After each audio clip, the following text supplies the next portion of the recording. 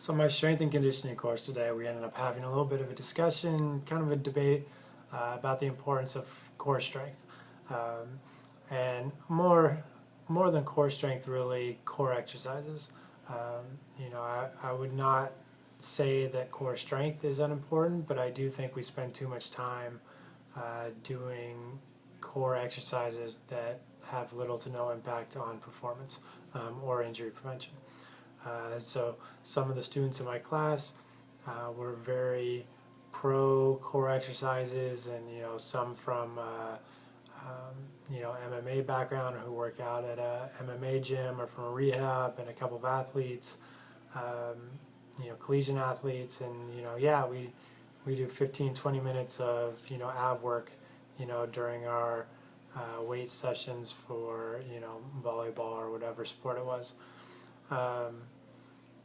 And to me, one, I believe most of your core strength that you need comes from the activity that you participate in. So by playing a sport, you develop the requisite core strength for that sport. So for the most part, with athletes that I work with, if you can hold a 2-minute plank, that's good enough to me. We don't have to do a lot of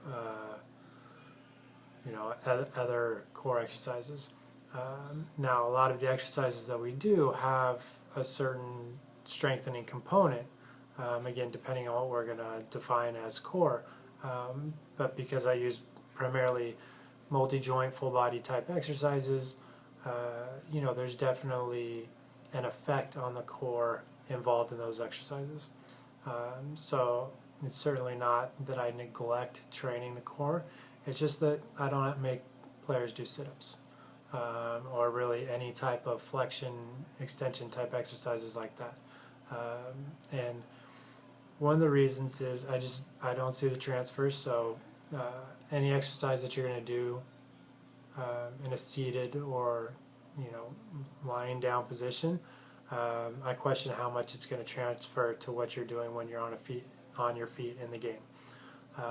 Second, I just don't think that these exercises, if you're doing an isolated ab type exercise like a sit-up, that you can create an overload to develop strength beyond which you're going to get from a different exercise, whether that's doing heavy squats or sprinting or whatever your exercise is that's more geared towards your activity. I don't think that those sit-ups are going to provide enough of an overload that makes it worth doing this non-contextual exercise and separating and doing this body part exercise.